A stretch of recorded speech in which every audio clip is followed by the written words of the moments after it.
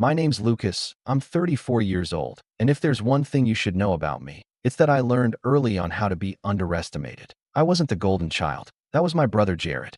He was this star quarterback, the future CEO, the one with the jawline and charm that made my mom's friends fawn over him at family parties. I was the quiet one, bookish, awkward, more interested in coding JavaScript than throwing a football. While Jared's high school trophies collected dust on the living room shelf, my debate ribbons were stuffed into a shoebox under the stairs. I didn't mind, though. Not at first. I figured one day they'd see me. That if I just worked hard enough, long enough, they'd stop looking through me like I was a ghost at the dinner table. We grew up in Michigan, just outside of Traverse City, where our family had a lake house we'd visit every summer. That place was everything to me. It was the one place I actually felt like I belonged. Quiet mornings on the dock, the gentle creak of the screen door, Dad grilling while Mom fussed about mosquitoes. Jared mostly ignored me out there, but I didn't care. I had the woods, the water, my books, and later, my laptop. It was where I first started building things, websites, dumb little games, then later, tools that actually made people money. I launched my first real software product from that lake house, at 21, on a busted-up folding table with 2 bars of Wi-Fi and a cracked screen. But that house was never mine. My parents made that very clear.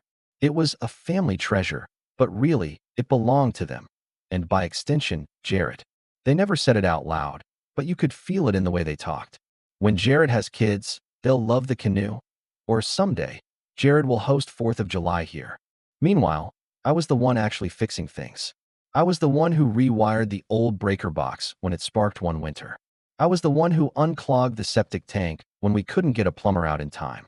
But when I asked, just once, if I could bring a few friends for a long weekend, Mom wrinkled her nose and said, "That's not really what this house is for, Lucas." Still, I kept showing up. I paid my dues. I took the long drives up north, fixed what needed fixing, mowed the lawn when Dad's back started giving out, and never once asked for anything in return. I didn't even live in Michigan anymore. I was out in Seattle, building my second startup, but I made time to visit, to help, to stay connected. I told myself it was about love, about family. That someday, I'd be part of the conversation. That they'd see me not as the other son, but as someone who mattered. The real shift started about 3 years ago, after Jared moved back home. His marketing agency had collapsed during the pandemic. Something about over-leveraged clients and a botched crypto partnership. He'd burned through his savings and returned to Michigan with his tail tucked between his legs. My parents didn't seem to care. They welcomed him with open arms and zero accountability. He just needs a little time to get back on his feet, Mom told me on the phone, like he hadn't ghosted our family for the past year while living in Miami. When I flew in for Thanksgiving that year, Jared was already living at the lake house full-time. Temporarily, they said. He greeted me at the door like I was an Airbnb guest. Shoes off, we just refinished the floors, he smirked, as if he'd done any of the work. My parents had given him free rein. He'd turned the upstairs office into his gaming room, piled boxes in the guest bedroom where I usually stayed, and started talking about renovation plans, like he already owned the place. I tried to ignore it. I stayed at a hotel, brought a bottle of good Pinot for dinner, and made polite conversation. But something had shifted. The energy was off. At dinner, my dad started asking me what I was really doing with my time. "You're still doing that tech stuff, right? Apps or games, or whatever it is," he asked, waving his fork around like he was shooing away a fly. "It's enterprise software," I said. "We help mid-sized companies automate." "That's nice," he interrupted. "But you're not one of those guys who burns out at 35, right? All hustle, no substance." Jared chuckled. "Yeah, dude. I read this article about how most tech bros crash and burn by the time they hit your age." Mom laughed like it was a joke. "Oh, come on, Jared. Lucas is smart. I'm sure he's got something saved up. Something. Like I wasn't even worth specifics." I clenched my jaw, smiled politely, and took another bite of stuffing. I could have said 1,000 things. I could have told them how my company had just closed its Series B, how we'd hired our 40th employee, how I was flying to Zurich in 2 weeks to speak at a tech conference. But I didn't, because I knew it wouldn't matter. Not to them. Not when it wasn't their definition of success. That Christmas was worse. I arrived late. My flight had been delayed, and I landed in a snowstorm. When I pulled into the driveway at the lake house, there was no spot left for me to park. Jared had 3 cars there, including one shiny new leased BMW he absolutely could not afford. I ended up leaving my rental at the bottom of the hill and trudging up with my suitcase, boots sinking into fresh snow. Inside, it was like walking into someone else's house. Jared's girlfriend, some Instagram model turned wellness coach named Britt, was lighting candles all over the place, even though Dad was allergic to most scents. The living room had been redecorated, with all the rustic furniture I'd grown up with replaced by sleek white couches and gold-framed mirrors. Britt looked me up and down when I entered, didn't even say hi. Just, "Oh, you're Lucas." "Last I checked," I said. She shrugged. "I thought you'd be taller." Dinner was awkward from the start. Jared sat at the head of the table. My dad didn't even question it. The turkey was dry, the wine was cheap, and nobody asked me a single question about my life. Not once. Instead, they fawned over Jared's new consulting business and his plans to scale a content agency through AI. I wanted to laugh. He didn't even know how ChatGPT worked. Then, after dessert, when everyone was full, tipsy, and relaxed, Dad raised his glass. "I've got an announcement," he said, eyes twinkling like he was about to drop the best news in the world. "We've decided. It's time to sell the lake house." A pause. Mom smiled and put her hand on his. "It's been a good run," she added. "But the upkeep, the taxes, it's just too much. And frankly, we'd rather enjoy the money while we still can." I blinked. "Wait, really? You're selling it?" Dad nodded. "We've got a buyer already. Silver Pine Ventures. 12 million. All cash." Jared hooped. "That's incredible. Finally, time to get rid of this drafty, old money pit." I couldn't believe what I was hearing. "Wait, 12 million? Isn't this place appraised at, like, 6? Dad grinned. "Silver Pine must really want the location. We're not asking questions. We signed the contract yesterday." Then he turned to me. "And before you ask, no, you're not getting a dime. We're putting it all into a trust for your mother and me. Jared's been helping out a lot lately, so we'll take care of him down the line. But you've got your little business, don't you?" My mouth went dry. The room seemed to spin. "Good," Jared said with a smug nod. "You never deserved it anyway." I stared at them. My parents. My brother. Britt, filing her nails like this was all some reality show. And I felt it. This quiet click in my chest. Like a switch flipping. I set down my wine glass gently, looked Dad in the eye, and said, "Dad, I am Silver Pine Ventures." The room fell dead silent. Mom's fork slipped off her plate and clinked against the china. Jared furrowed his brow. "Wait. What?" I smiled, slow and calm. "Yeah, I bought the house." And that's when everything changed. The silence after my words was the kind that presses into your ears, not just from shock, but from something deeper, something unraveling. My mother blinked, lips parted slightly, as if her brain had lagged behind the conversation. Jared let out this incredulous laugh, the kind people make when they think you're lying just to save face. "Yeah, right," he scoffed. "You expect us to believe you have 12 million lying around to drop on a cabin in the woods." "It's not a cabin," I said quietly. "And yes, I do." Jared looked to Dad like he was expecting backup, but Dad's face was already turning a strange shade, somewhere between red and pale, like he wasn't sure whether to get angry or scared. "That's ridiculous," Mom said finally, forcing a chuckle. "Don't be dramatic, Lucas. This isn't a game." I reached slowly into my coat pocket, pulled out a neatly folded copy of the purchase agreement, one I had printed just in case this exact moment ever happened, and placed it on the table, right beside the cranberry sauce.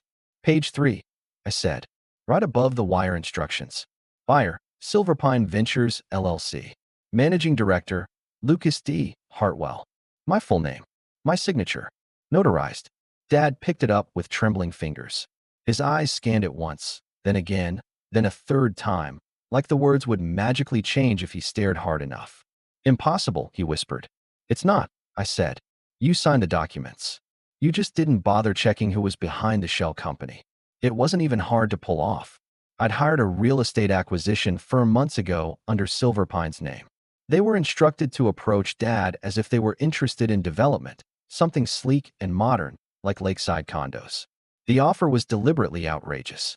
The team was told to act fast, fly in, flatter him, talk big numbers, lean on phrases like legacy and asset divestment.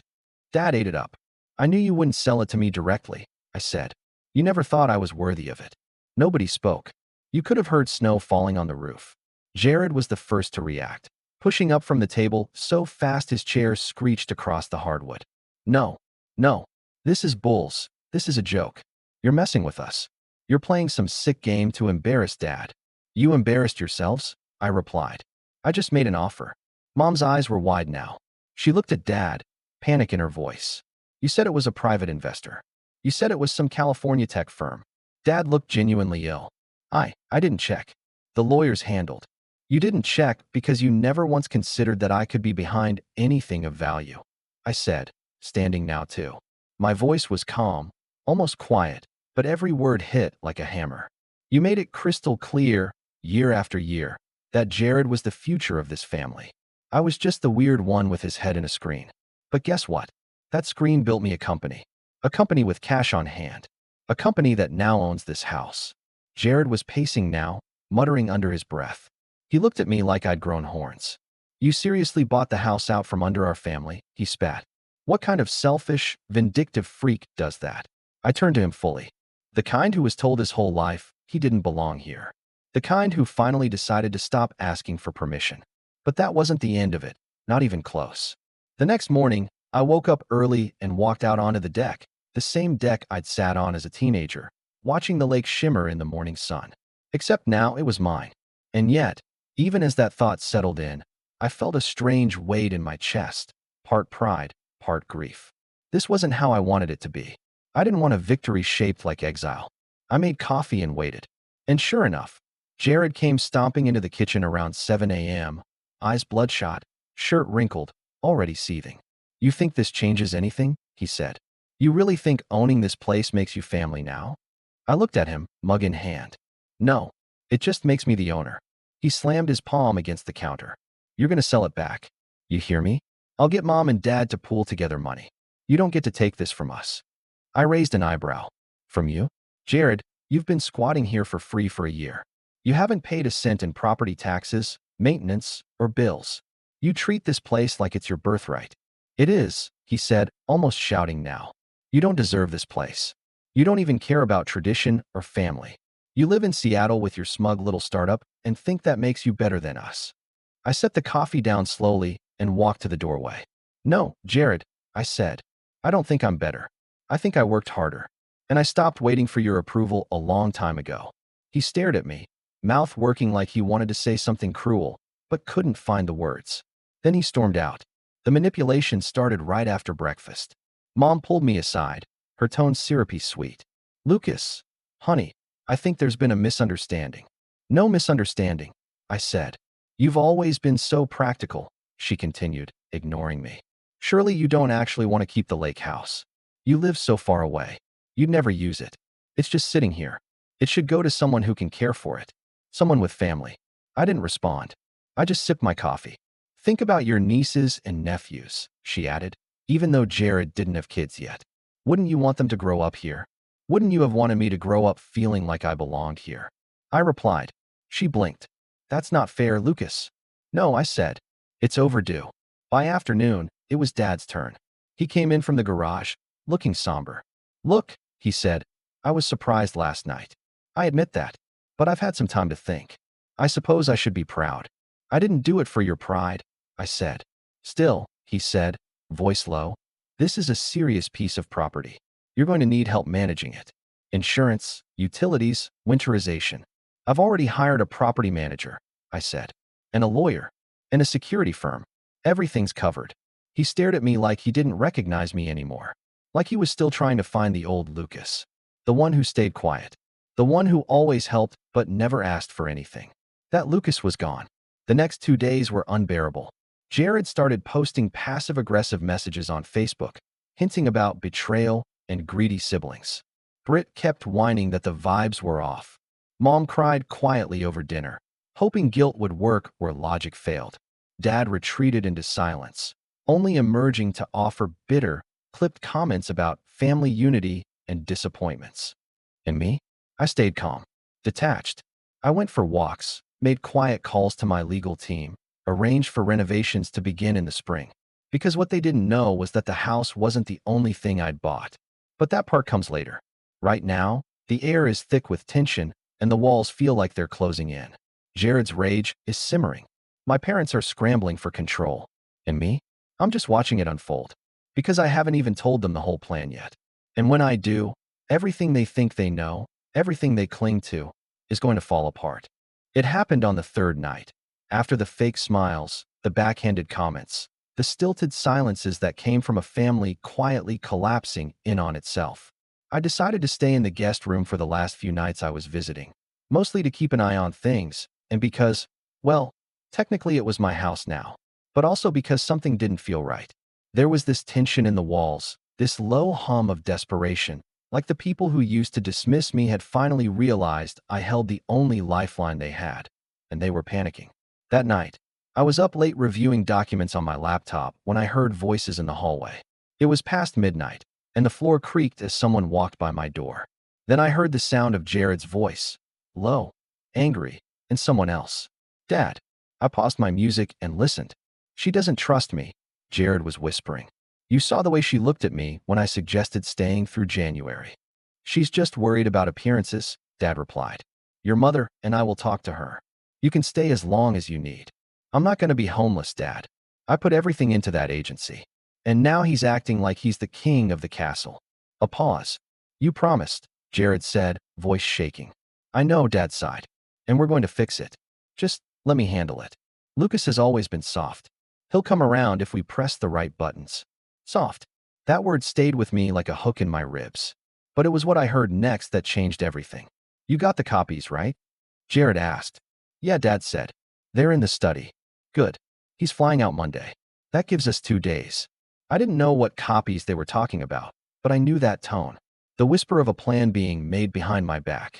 It had the same venom as all the other times they made decisions without me. Like when they sold my childhood bike in a garage sale without asking. Or when they forgot to tell me they refinanced the lake house and put Jared's name on the deed, something I only discovered later when I requested public records during my acquisition process.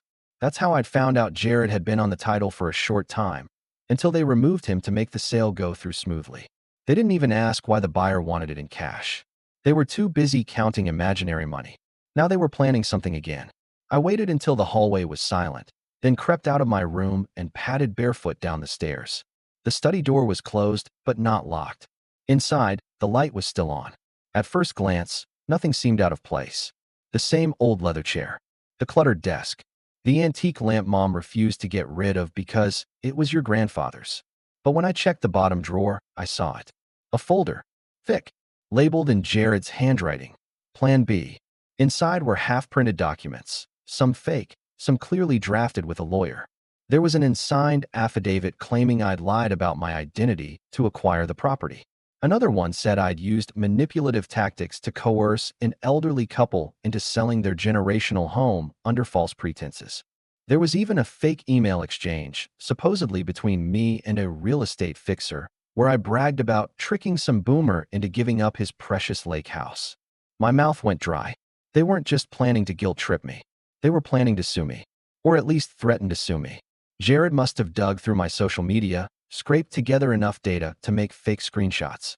The whole folder was a bluff, but one designed to weaponize my silence. To scare me.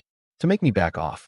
I sat back on my heels, folder in hand, staring at the papers like they were written in a foreign language. This wasn't just manipulation. This was war.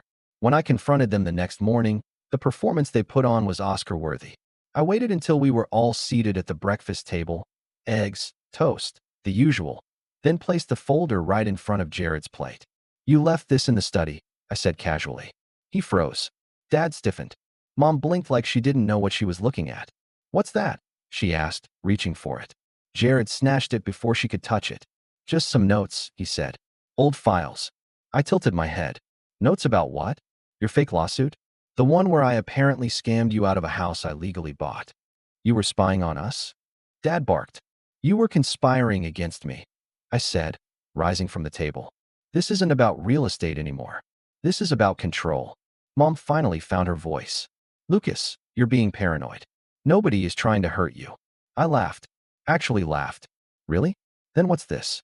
I pulled out one of the fake emails. This one says I bragged about tricking you. Want to tell me who wrote that? Because I didn't. And it's time-stamped 3 days before I even made the offer. Dad stood, chest puffed out. That's enough. You've made your point. We were just trying to protect what's ours. What's yours? I asked. You mean my house? His jaw clenched. This house has been in our family for generations, he said. You don't get to swoop in with money and take it like a thief. You sold it, I said. No gun to your head. No trick. You sold it. Because you thought I was beneath you. That landed. Even Mom winced. I gave you every chance to be part of this family, I continued. Every time you ignored my achievements. Every time you made Jared the favorite, even when he was drowning in debt. Every time you needed help, and I came anyway. And this is how you repay me. Silence. I'm not soft anymore, I added. So here's what's going to happen. You've got 48 hours to vacate. And if I find one more forged document, I will press charges for fraud. You wouldn't, Jared spat. I smiled. Cold, quiet, and final. I would. And I'll win. He threw his fork across the room. It clattered to the ground like a shot fired in a dead room. Britt let out a little gasp and bolted from the table. Mom reached for Jared's hand, but he pulled away, red-faced, humiliated. I turned and left the room. That was the day I stopped being their son in their eyes and started being a threat. But what they didn't know yet, what I hadn't told them, is that this house was only one part of the web I'd been quietly spinning. And the next move would shatter whatever illusion of control they still had. The worst part wasn't the betrayal itself. It wasn't even the fake lawsuit or the lies they were willing to put to paper to make me look like a predator. I could deal with betrayal.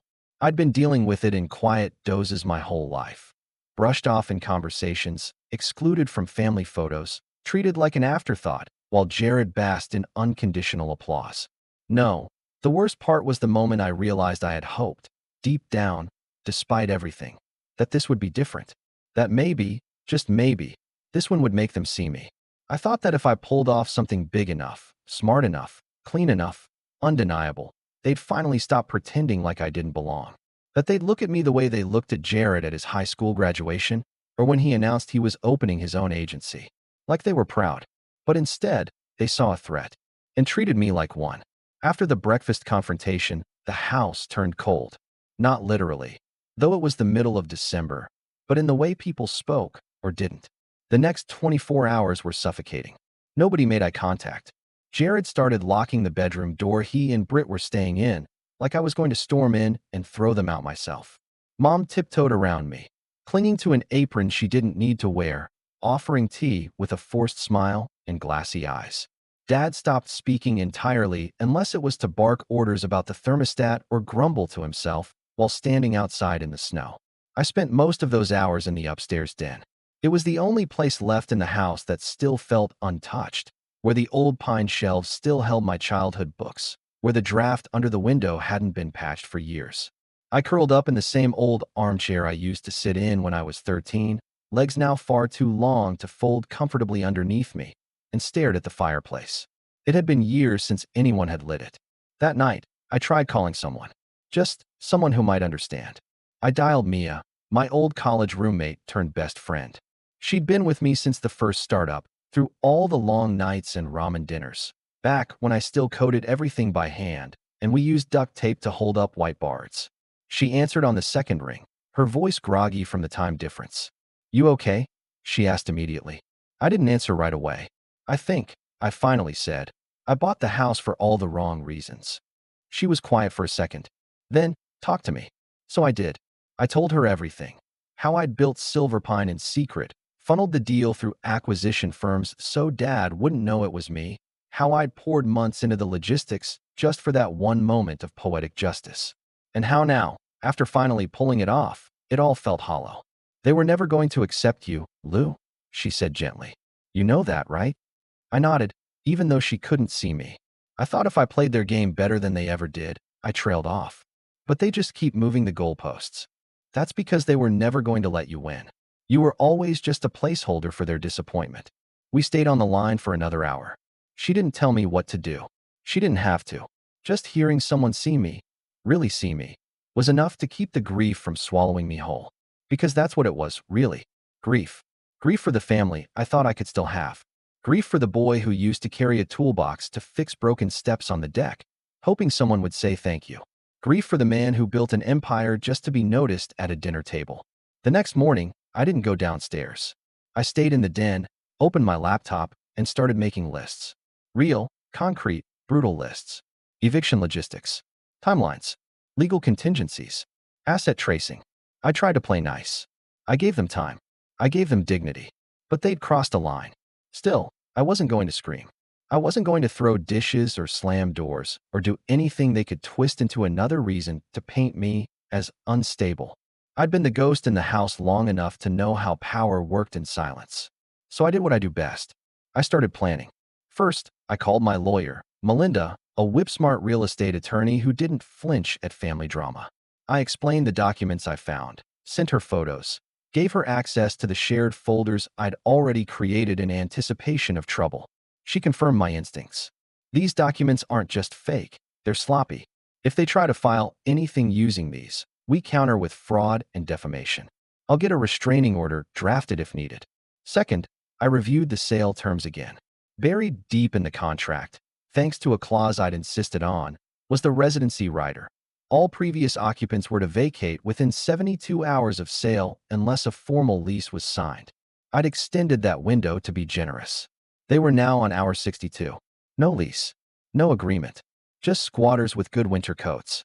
Third, I forwarded a private message to my property management firm. Subject: January transition. In it, I detailed the plan to begin renovations in January. Full gut of the basement. Structural inspection. Rewiring. A second-floor studio. The works. They'd need the property cleared. Jared wouldn't be thrilled. I started organizing digital folders, filing everything by category.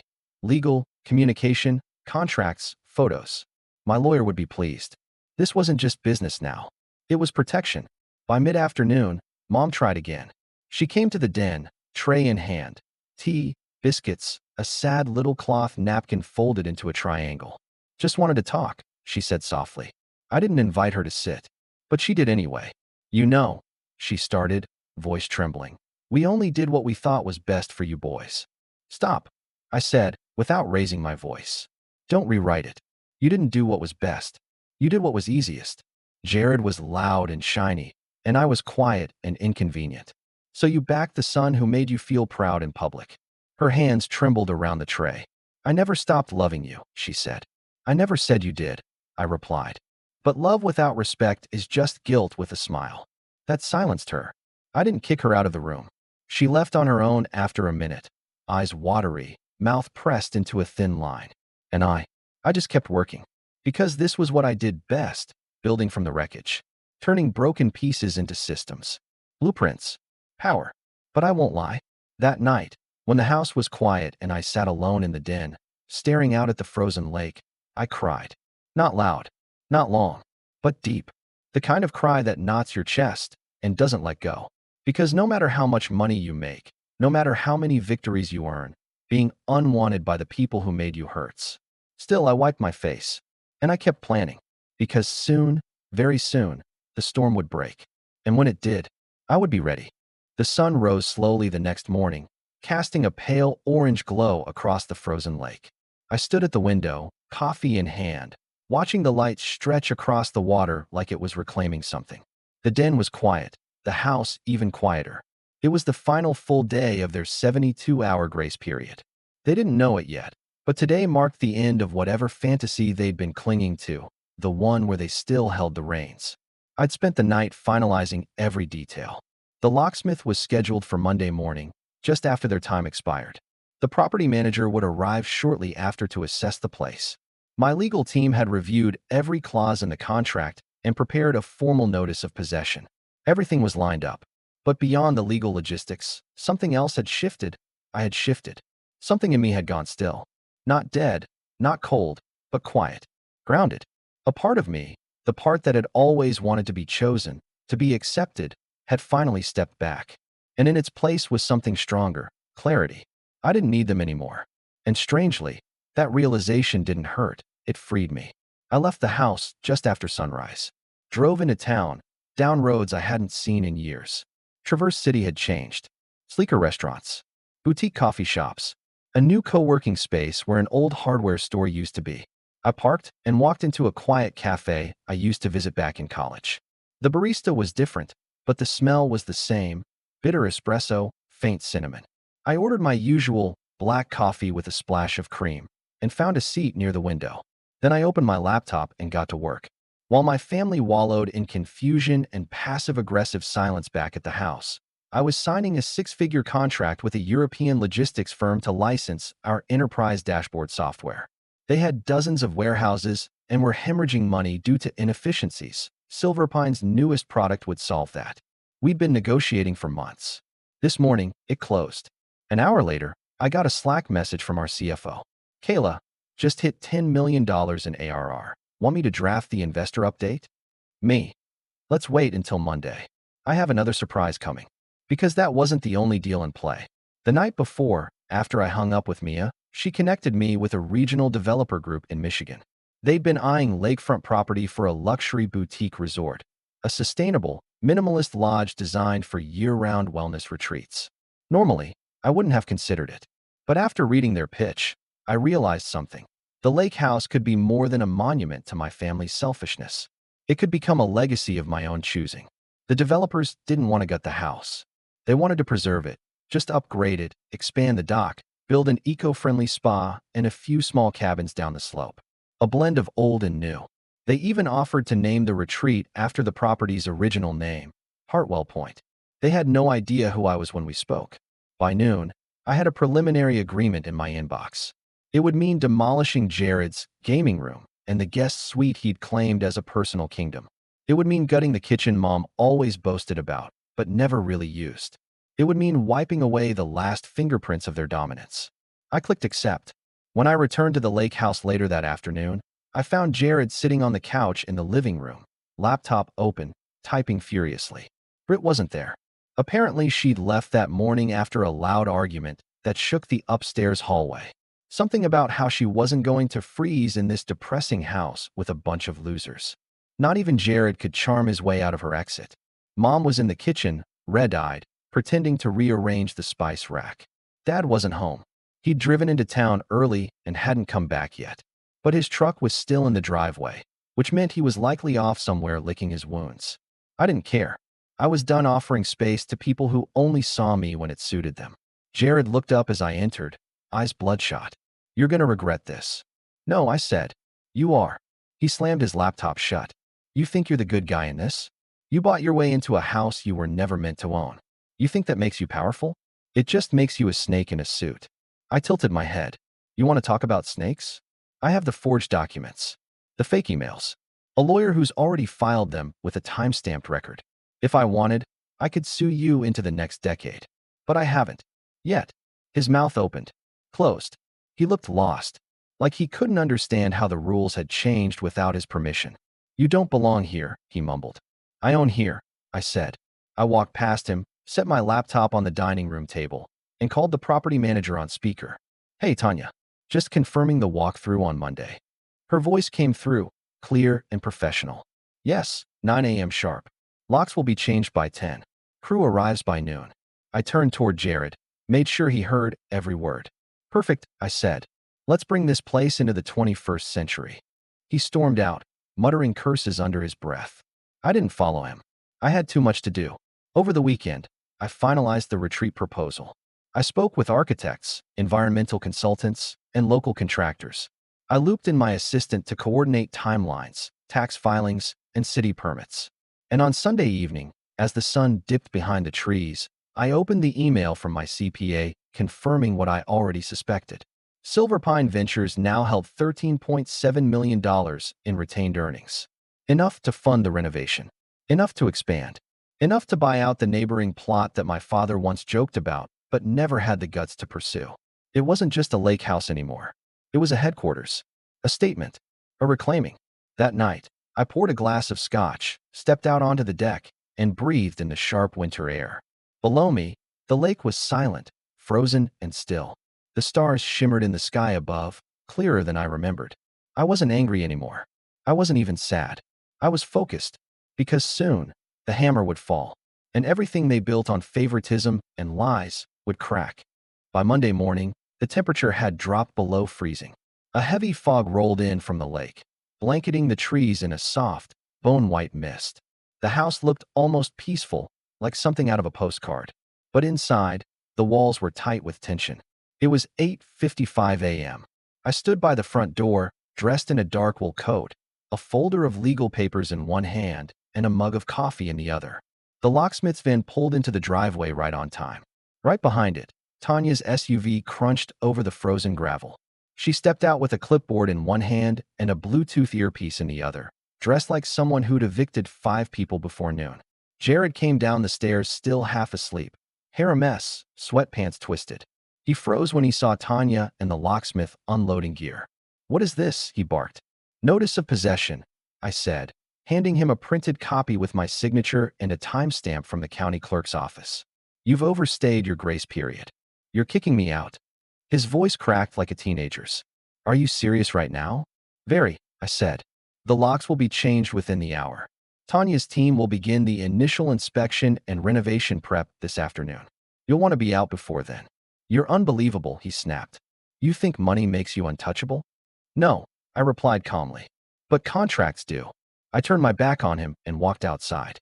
The cold bit at my skin, but I didn't care. I stood beside Tanya as the locksmith worked, the clinks and whirs of his tools echoing off the front porch. "Don't worry," she said. "We've handled worse. This'll be smooth." And it was. Jared had packed hastily, probably assuming he'd come back later once I cooled off. He didn't yet understand that this wasn't a tantrum. This was a chess match, and he was already 3 moves behind. By noon, the locks were changed. By 2 p.m., Tanya's team had walked every inch of the house, documenting damage, marking walls with blue tape, and preparing contractor access. By 4, I was alone again. But I wasn't finished, because while they'd been clinging to the past, I'd been building something far bigger. Silver Pine had been growing quietly for the past 4 years, steady, intentional, out of the spotlight. We didn't chase press or flashy investments. We just built tools that worked. We didn't need a viral moment. We just needed time. And now, with our ARR crossing 8 figures and our latest software solution about to enter closed beta for Fortune 500 clients, we were no longer a small player. But here's the part that matters. Silverpine wasn't just a tech company. I'd spent the last 18 months transforming it into something else, a holding company, quietly acquiring assets, real estate, dormant LLCs, and shell corporations that held strategic value. Not because I needed more money, but because I'd learned something important from watching my family. Power isn't in what you own. It's in what people don't know you own. Take the property next to the lake house, for instance. Jared always joked about it, called it the junk yard, because it was overgrown, filled with rusted-out trailers and an abandoned boathouse. He used to shoot bottle rockets across the property line just to annoy the owner. The guy who lived there was a recluse, paranoid, always threatening lawsuits over trespassing. 2 months ago, I bought it, through a shell company. The deal closed in cash. The old man finally agreed after I offered him 30% over market value and covered his moving expenses to Florida. My lawyer even helped set him up with a new mobile home. The moment I got the deed, I had my development team fly in and drone scan the entire lot. The soil was clean. The slope was perfect for runoff. And most importantly, it came with water rights Jared never knew existed. Because of those water rights, I now controlled access to the dock and the inlet that fed the entire lake's boating route. Why does that matter? Because the local marina's lease was up in 8 months, and they depended on that inlet. I'd already started negotiations to purchase the marina's land outright and move operations to a newly designed private dock, one that would be built right behind the lake house on my shoreline. I wasn't just reclaiming the property.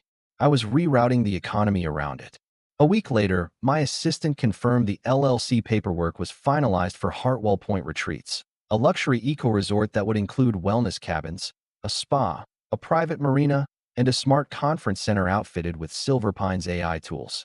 It would be sleek, discreet, high-ticket, and every guest would pass under a sign with my last name carved into the frame. The kicker?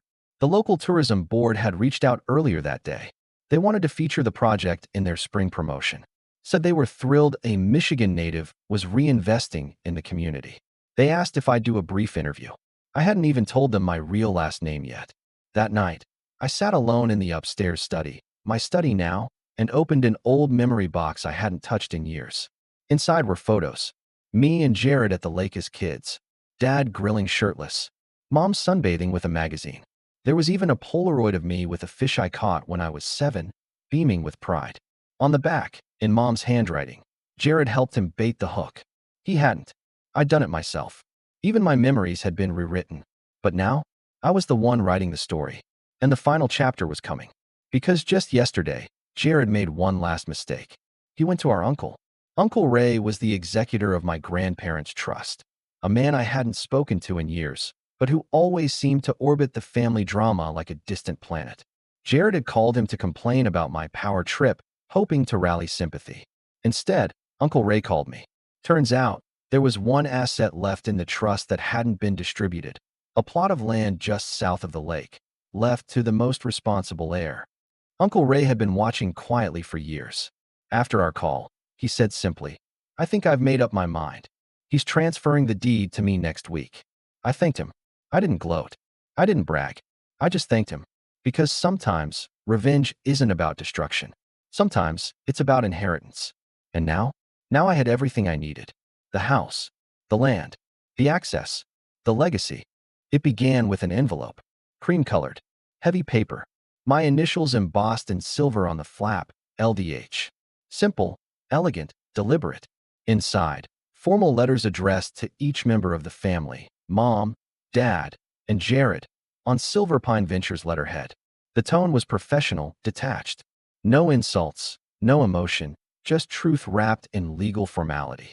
I'd spent weeks fine-tuning every word with my legal team, carefully choosing language that couldn't be misread or manipulated. They were hand-delivered on a quiet Tuesday afternoon, while they were still reeling from the eviction and pretending like they had a case to build. I made sure to have them signed for proof of receipt. Each letter detailed the final terms. Immediate forfeiture of all keys, access codes, and possessions left on site. Anything not claimed by Friday would be considered abandoned and donated or destroyed. Notification of property renovation and zoning changes. The home was to be remodeled into a boutique retreat and corporate innovation center. All sentimental items removed during demo would be stored for 60 days. After that, disposed of at my discretion. Permanent ban from hosting or residing at the property without prior written invitation. Trespassing would result in legal action. Surveillance was already installed. An addendum listing a cease and desist warning. Any future slander, threats, or attempts to contact my company's investors or partners would trigger immediate legal response. Jared received his last. I asked Tanya's assistant to personally hand it to him in the lobby of the co-working space, where he was pretending to rebuild his career. She said he went pale as he read it, then muttered something about lawyers bluffing before storming out. But that was just phase 1. Phase 2 started the next week, quietly, efficiently. I called Uncle Ray and confirmed the final paperwork for the southern plot was signed and recorded. The land wasn't worth much on its own, just a patch of forest with no view, but it sat on the only viable road leading into the lake house property. And with my newly updated zoning rights from the county, I now had full control over road access. Then, I purchased the easement rights for the old trailhead that led to the public dock, an often overlooked detail in local property law. Jared had used that route his entire life, believing it belonged to the state. It didn't. It was privately owned, now by me, and I closed it. Legally. Signs went up the next day, private road. No through access. Violators will be prosecuted. I even installed a gate. When Jared came storming back, red-faced and furious, shouting at the crew laying concrete foundations for the new cabins, they didn't flinch. They simply handed him a laminated copy of the trespassing ordinance and asked him to step off-site. He tried calling my cell. I let it ring. He tried texting. I blocked him. He emailed. I forwarded it to Melinda, who responded with a perfectly worded cease and desist and a single closing sentence. Mr. Hartwell no longer wishes to engage. Meanwhile, my parents tried their own angle. Mom sent a long, rambling letter, half apology, half guilt trip, about memories and family history and how she hoped I'd reconsider selling out to strangers. She included old photos. One of them was of me, sitting on the porch steps when I was 10, holding a fishing pole too big for my frame. Jared stood beside me, smiling like he'd caught the fish himself. On the back, Mom had written, "Together, always." I returned the letter unopened. Instead, I had a professional photographer shoot updated images of the newly cleared lot, the dock expansion, the foundation being poured for the wellness cabins. The photos were stunning, sunlight reflecting off the water, snow glittering across the beams, crisp, modern lines rising out of the earth. I uploaded the best one to the Silverpine Ventures investor update page with a headline: Hartwell Point Innovation Center, Phase 1 begins. Then I scheduled the press release. A week later, the article hit the local paper. It was a full feature. Local tech founder transforms historic property into flagship retreat. They quoted me sparingly but respectfully, mentioned my Michigan roots, my desire to reinvest in the community, how the space would include eco-lodges, private retreats, and a state-of-the-art leadership lab for high-growth startups. The article went viral in the region. Everyone who had ignored me growing up suddenly wanted to shake my hand. Meanwhile, Jared's agency, his latest attempt at a comeback, was buried in debt. Turns out the investor he'd been bragging about ghosted him after one bad quarter. His clients, many of whom operated near the lake, were suddenly uncomfortable working with a guy banned from the region's most high-profile development. One even reached out to Silverpine directly, asking if we offered digital strategy consulting. I said we didn't, but I gave them the number of a young, up-and-coming firm we'd quietly invested in 2 months earlier, a firm I now partly owned. They got the contract, and Jared got nothing. Dad tried to salvage his reputation too. Started telling people at the golf club that he'd sold the house to his son as a favor, that it was always the plan, that he was proud. Then someone showed them the article and the quote from the developer. We were thrilled when Mr. Hartwell approached us about the land. The family had no idea who we represented until after closing. The lie unraveled fast. People started asking questions, and the truth, quiet, undeniable, began to spread.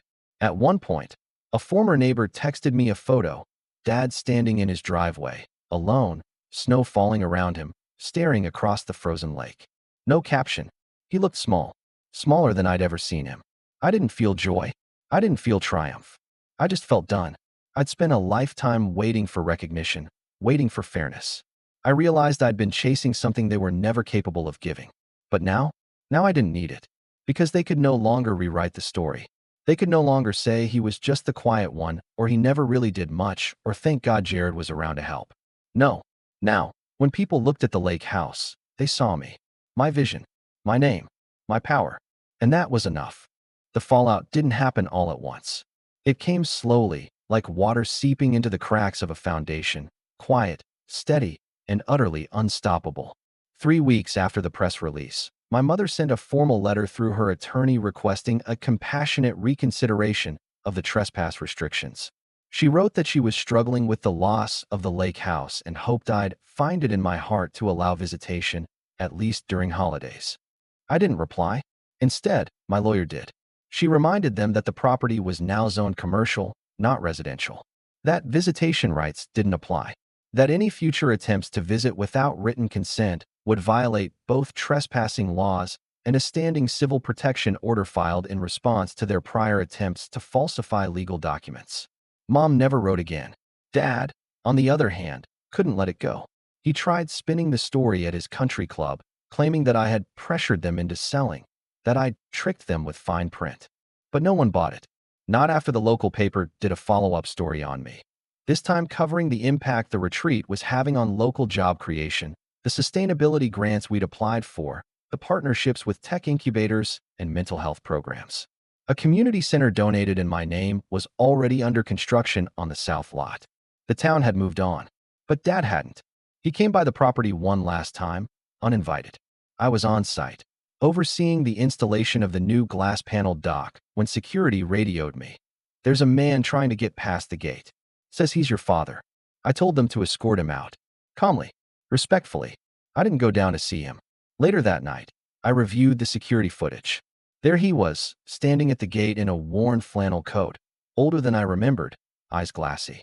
He stared through the bars for nearly 10 minutes, not saying a word, not shouting, just staring. Then he turned and left. Jared spiraled faster. Word had gotten out about the forged legal documents. A small-time blogger picked up the story, how he'd tried to fabricate evidence to reverse the property sale.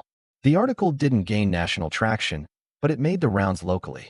Just enough for potential clients to Google his name and decide, maybe not. His agency shut down 2 months later. He moved back in with our parents. I heard, through mutuals, that Britt was pregnant. But not with Jared's kid. She'd left him weeks before that letter was delivered and had already moved in with a dentist from Kalamazoo. I didn't feel pity. I felt distance. Clean, sharp, unbreakable distance. Because while they were unraveling, I was rising. The retreat opened that summer. The reviews were glowing. Hartwell Point became a haven for CEOs, artists, therapists, and thinkers. A place where people came to reset. The Smart Conference Center hosted industry roundtables. The eco cabins booked out months in advance. The private dock hosted yoga at sunrise and strategy sessions by moonlight. And I stayed in the main house. My house. Renovated. Modernized. Reclaimed. One morning, I sat on the deck with Mia, sipping coffee as the lake glistened in the sun. She smiled, watching a group of guests kayak across the still water. "You did it," she said. I nodded. "Took me long enough." She tilted her head. "Do you miss them?" I thought about it. About the birthdays ignored, the praise reserved for Jared, the jokes made at my expense, the years I wasted waiting for people to see me. Then I shook my head. "No," I said. "They never existed. Not really. Just the version of them I wished they were." She didn't say anything. She didn't need to. We sat in silence, letting the morning stretch around us. And then, like fate couldn't resist one last flourish, my phone buzzed. It was a message from an unknown number. A photo. Jared, Dad, and Mom, standing outside a weathered suburban home I didn't recognize. The yard was patchy, the siding dull. A half-hearted "for sale" sign leaned sideways in the grass. Underneath it, just 3 words. "Hope you're happy." I looked at it for a moment. Then I deleted it. I stood, walked to the edge of the deck, and stared out across the water. The lake was still. The house was quiet. And for the first time in my life, so was I?